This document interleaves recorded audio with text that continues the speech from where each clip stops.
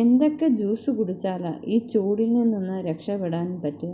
അതുപോലൊരു ജ്യൂസാണ് beetroot juice. ആരോഗ്യത്തിന് ഏറെ ഗുണകരമായ ബീട്രൂട്ട് ജ്യൂസ്. ഇതിന് ഞാനൊരു ബീട്രൂട്ടും എടുത്തിട്ടുണ്ട്, ഒരു മീഡിയം സൈസിലുള്ളത്. പിന്നെ കുറച്ച് പുതിനയില, ഒരു കഷ്ണം ഇഞ്ചി. ഇത്രയാണ് ഞാൻ ജ്യൂസ് റെഡിയാക്കാനായിട്ട് എടുത്തിരിക്കുന്നത്. ഇതിലടങ്ങിയിരിക്കുന്ന നൈട്രേറ്റുകൾ, ആൻറ്റി ഓക്സിഡൻറ്റുകൾ, വൈറ്റമിൻസ് എന്നിവ ശരീരത്തിൽ പല വിധത്തിലുള്ള ഗുണങ്ങൾ നൽകുന്നുണ്ട്.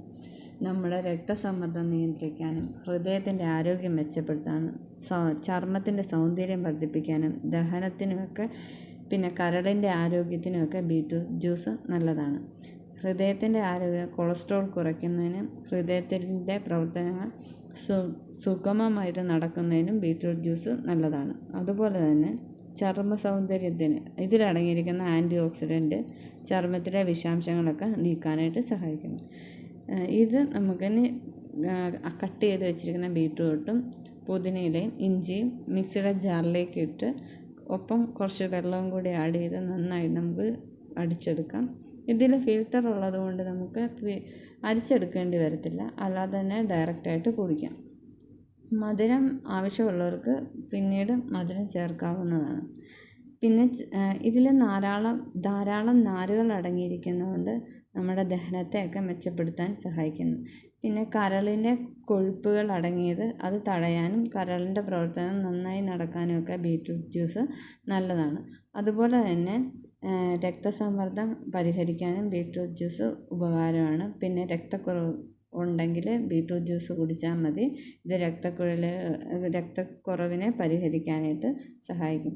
അതുപോലെ തന്നെ ഈ ജ്യൂസ് കഴിക്കുമ്പം വെറും വയറ്റിൽ ബീട്രൂട്ട് ജ്യൂസ് കുടിക്കാൻ പാടില്ല. ചിലവർക്കത് അലർജി, അതുപോലെ തന്നെ ഗ്യാസ്, അങ്ങനത്തെ പ്രശ്നങ്ങളൊക്കെ, വയറ് കമ്പിക്ക്, ഇങ്ങനത്തെ പ്രശ്നങ്ങളൊക്കെ ഉണ്ടാകും. അതുകൂടാതെ കിഡ്നി സ്റ്റോൺ ഉള്ളവർ ബീട്രൂട്ട് ജ്യൂസ് ഡോക്ടറുടെ നിർദ്ദേശപ്രകാരം മാത്രമേ കഴിക്കാൻ പാടുള്ളൂ.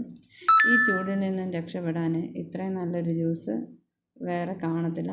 നമുക്ക് അയൺ ഡെഫിഷ്യൻസി ഒക്കെ ഉണ്ടെങ്കിൽ അത് മാറിക്കിട്ടും. അതുപോലെ തന്നെ നമുക്ക് എനർജി, ഒരു ദിവസം മുഴുവനും വേണ്ടുന്ന എനർജി ഈ ബീട്രൂട്ട് ജ്യൂസിൽ നിന്ന് കിട്ടും.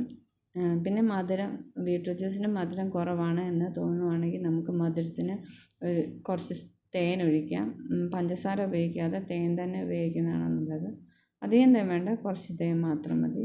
ഇത്രയേ ഉള്ളൂ. ഇത് നമുക്ക് ചൂടിൽ നിന്ന് രക്ഷപ്പെടാനായിട്ട്, ശരീരം മുഴുവൻ കൂളായിട്ടിരിക്കാനായിട്ട് സഹായിക്കും. അപ്പം ഇന്നത്തെ വീഡിയോ ഇത്രയേ ഉള്ളൂ.